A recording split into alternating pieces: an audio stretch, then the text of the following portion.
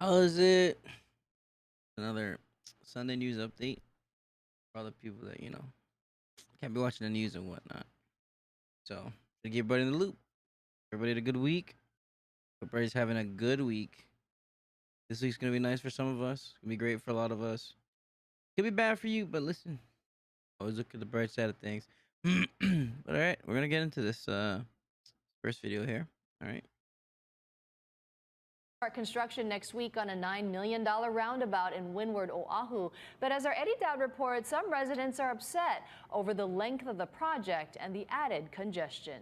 Be the rail part Construction too. for this roundabout is set to start on June 7th. The DOT says it's meant to improve safety in the area, but some residents say the real focus should be on improving traffic. The year-and-a-half-long project will go into the quiet Kahalu community on Oahu's windward side, at the intersection of Kahekili and Kamehameha Highway.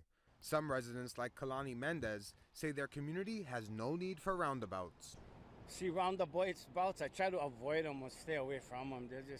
They're a nuisance. Kind of confusing, especially if you're so used to your regular driving every day. You can put a roundabout there. It's going to totally throw everybody off. The area state senator says residents at a town hall last This guy year again. asked the DOT to add a left You would turn have lane been down the hung road by Kahalu for not following a Elementary, Hawaiian. so cars sitting I in don't the want to hear highway anything from this waiting guy. for This an guy no opening to longer turn has any don't validity snarl with me. traffic. You know what I'm saying? So, Senator, you're telling me the community originally asked for a traffic solution down the road and instead got a roundabout for safety in this area? That's exactly what happened. And so that's one of the big tears between the state and a lot of the constituents, the residents out here right now. They asked to clear up traffic. Instead, they're going to get more traffic. The DOT tells HNN it is looking to do that project as well, but it's at least 3 years down the road. It says this project has been in the works more than 20 years. Is the safest, most efficient option that we can put into that intersection to stem the crashes that are occurring, but also provide the throughput that everybody deserves for vehicles, bicycles, and pedestrians, all users. That's why the roundabout makes the most sense. The project does have support from longtime resident John Rapoon, who says safety is a concern and is grateful to the DOT for taking action to improve it. This comes down to kind of recapturing the heart of Kahalu, where people need to come off of relatively high-speed Kahekili and slow down. We've got Kahalu Regional Park there. This is where our community gathers. So we have to slow traffic down as people come into Kahalu. The DOT says once it starts on June 7th, it will be going Monday through Friday from 8:30 in the morning to 3 in the afternoon. It says it looked at the possibility of doing work at night, but it says it wasn't a viable option. Reporting in Kahalu, Eddie Dowd, Hawaii News Now. Great. More wasted money. You know what I'm saying? The state's got all this money to burn anyway, so it is what it is. They might as well burn that shit, right? But we got a update on that case from a couple of weeks ago. The one we I was telling you guys, or we saw that guy was he took that lady home from the buy me drinky bar and they were trying to pin a bunch of shit on him. So yeah, let's get into this one. This is gonna be interesting. On the Michael Hirokawa verdict, the 34-year-old could have faced life in prison, but tonight he's a free man. Acquitted of all charges tied to a violent sexual encounter in his downtown apartment. Our Jolani Martinez joins us with new reaction tonight. Jolani? After a 4-week-long trial, jurors began deliberating Thursday afternoon, and today they returned with a verdict on charges of attempted murder, kidnapping, and 3 counts of sex assault. The jury in this case find the defendant not guilty. Dated May 30th, 2023. Thank you.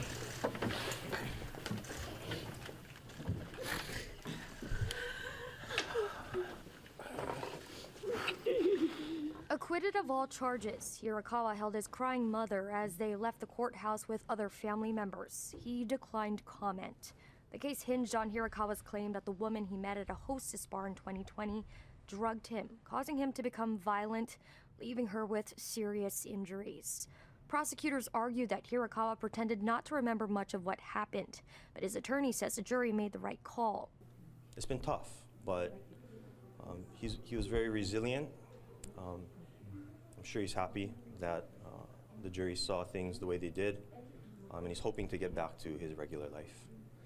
During the trial, Hirakawa's attorney said HPD did shoddy work because they failed to test his client's blood and urine, which would have turned up signs of LSD and Ambien. A former deputy chief says investigators can be unconsciously biased. I mean, police do sometimes overlook or advocate for the victim too much sometimes, and it comes back to, burn you in the end like this. And for whatever reason, whether, like I said, it could be sloppiness, could be just inexperience. Defense attorney Michael Green also says police may have assumed it was a simple case, since the woman fled his apartment and Hirakawa was found asleep covered in blood. And if HPD decided they found some guy laying there full of blood and they have a complaining witness that's beaten to the way she was, it's a closed door, open and shut in their mind. You can't let a jury verdict like this define their healing. Angelina Madrano of the Hawaii State Coalition Against Domestic Violence urges other victims not to let this verdict scare them from coming forward. We, too, are disappointed in this outcome. What if she for actually survivors. did We know drug that him, they can be though? discouraged, but we really hope that that they continue to seek services and seek There's help. two sides to every story. In a statement, State Attorney General Ann Lopez said, while we are extremely disappointed in the verdict, She got some muscles, we huh? respect the process and thank the She got jury some for arms, its service. boy. She got some motherfucking arms, cause look at that shit. She got some goddamn, she hits the gym. She never misses fucking arm day. Wow. Alright. This is not really too much Hawaii news, but that'd be cool. They're looking at the newest advanced warfighter from the Navy, the USS Peterson. So yeah, we'll see what kind of technology you got and whatnot. You know what I'm saying? Let's get into it. Opportunity to see an important part of America's maritime security strategy in an increasingly tense Indo-Pacific region. During They the Ford fucked her with Island this Open House this script. weekend, you can go aboard the U.S. Navy's newest, most advanced warship, the USS Frank E. Peterson. It's designed to seek and destroy ballistic missiles. Here's a look. A warm welcome from the USS Frank E. Peterson, which calls Pearl Harbor home. But this is the first time the Hawaii public has been allowed to come aboard and see her.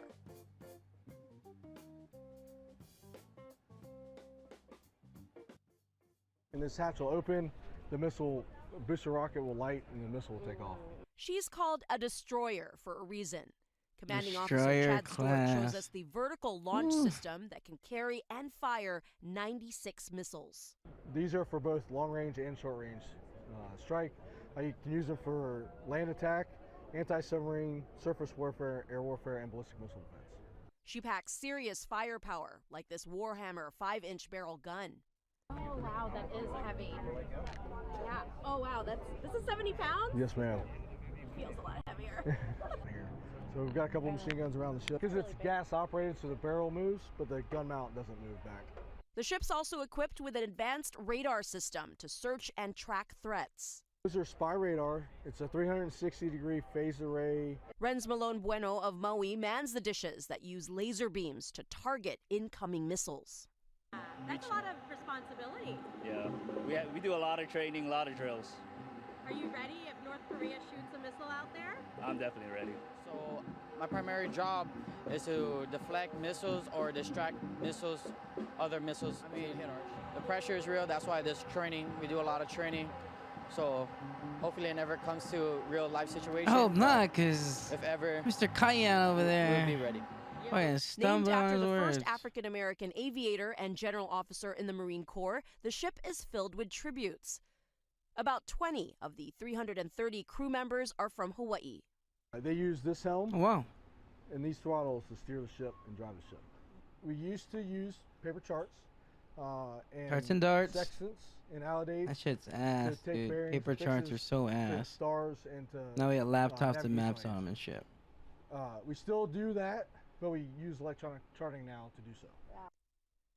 We check out the bridge and special areas. This station right here is a decontamination station if we are in a chemical, biological, radiological, or nuclear environment. Then it's to the helicopter hangar and the flight deck. Commander Stewart says the ship will assist with missions in the South China Sea, Taiwan Strait, and Arabian Gulf. Really what we're here to do is make sure that the seas remain open to everyone, our allies and partners around the world, for commerce, and for those that just enjoy, 70% of the world is covered by the ocean, and that's for everyone to enjoy. It's for everyone to get the resources from the ocean. We all rely on that, and it's our job to make sure that remains free and open to everyone. A job many appreciate.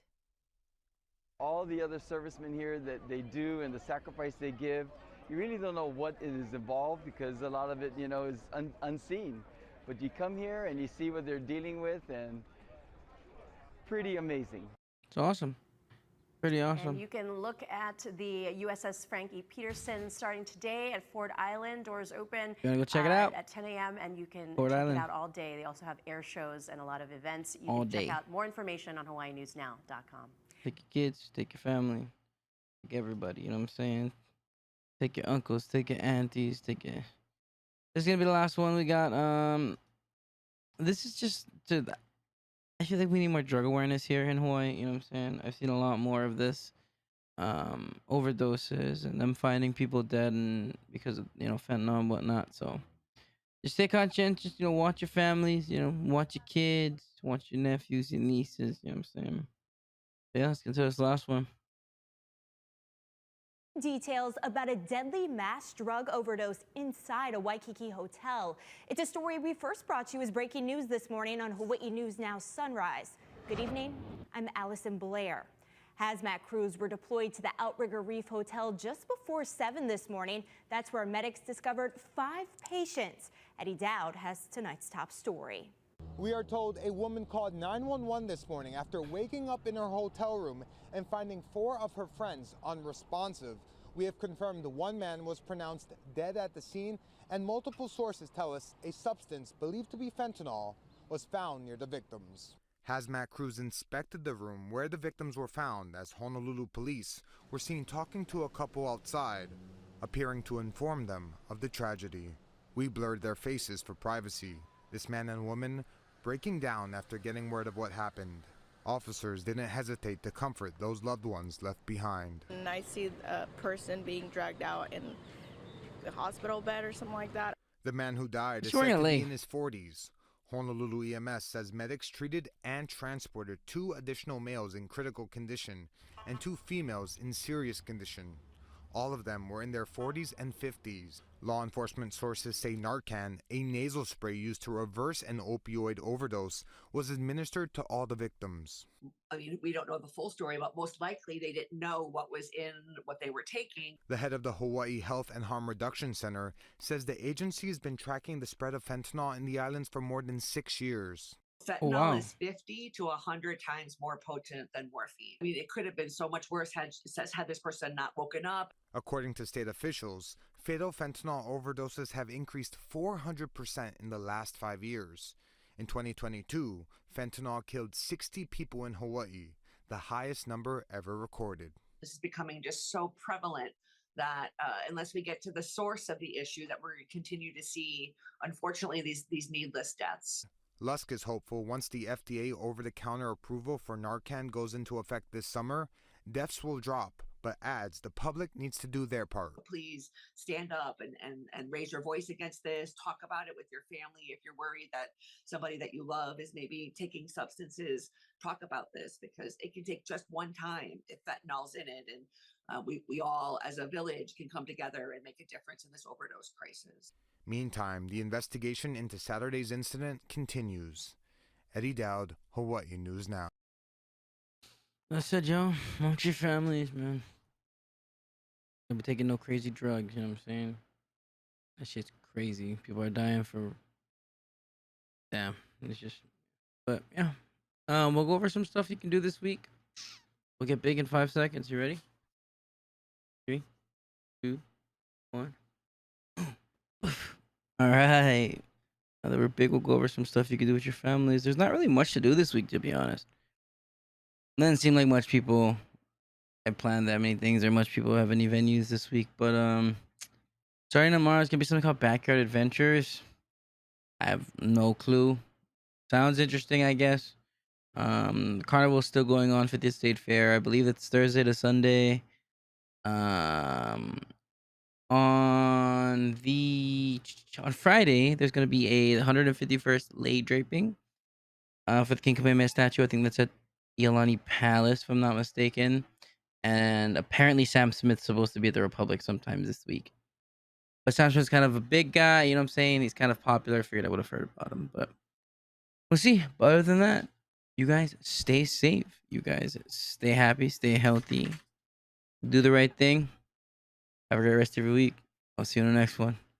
Aloha.